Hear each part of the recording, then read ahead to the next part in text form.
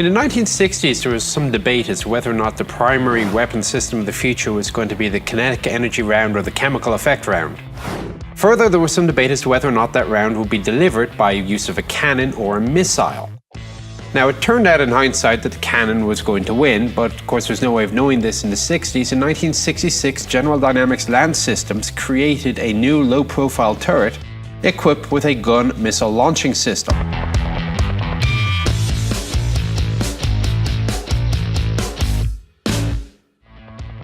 And sure enough, in 1971, the US Army actually ordered some. Slight mistake, this vehicle turned out to be one of America's great failures. Production didn't start until 1975. 520 or so were built. Now, some of the neat features about it were, first of all, of course, it could fire missiles.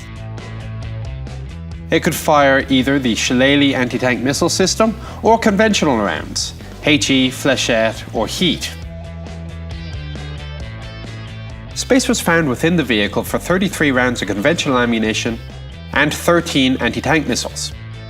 The vehicle was also equipped with the M85 caliber 50 machine gun and the M73 7.62mm coaxial. Neither weapon covered themselves with glory. In fact, they were rather hated.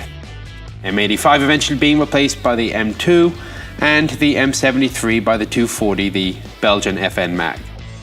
An interesting feature about the turret is that every crewman has his own hatch. This isn't particularly common in tanks.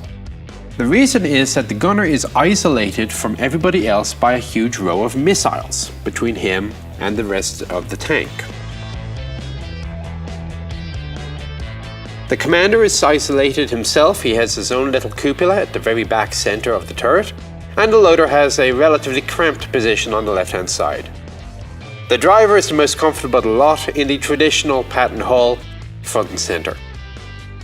The gun was fully stabilized, and also you can mount a white light or infrared spotlight on the left-hand side, as is on this vehicle, for night fighting. Being a regular Patton hull, it also has the regular Patton features of the torsion bar suspension, the 29.3 litre V12 diesel pulling out 750 horsepower. The vehicle weighed about 57 tonne. Early versions were equipped with a bore evacuator or fume extractor. This is a later version. It has the closed bore scavenger system. This is a compressed air system that would shoot after the gun fired, and all the fumes and noxious gases will go out the other end of the gun, as opposed to, when the breech opens, being drawn back into the crew compartment. The vehicle was withdrawn from service by 1981. It suffered a lot of the same failings as the missile was famous for in the M551 Sheridan. It didn't work very well. Most of the vehicles had their turrets removed and replaced by either conventional A3 turrets or turned into engineer vehicles such as the AVLB or the mine-clearing Panther. This vehicle is painted in the 1980s MERDC color scheme. It was a palette of up to 16 colors. You'd choose 4 of them, and when the seasons changed, you would only have to change 1 or 2 of the colors to go from, let's say, a summer scheme to an autumn scheme. This particular variant is the Verdant Summer.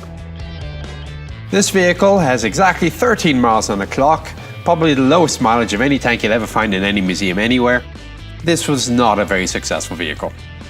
The M60A2 is often known as Starship. Now, there's actually some point of contention on this because nobody has ever yet been able to identify anyone who has used the term Starship at the time that the vehicle was in service. Now, when you look inside, you'll see knobs and switches and gadgets and gizmos. The theory is it was named after the bridge of the Starship Enterprise. But there is an argument, it seems, that this was simply a post-service appellation, perhaps a little bit of positive reminiscence. Gotta think something good about this tank.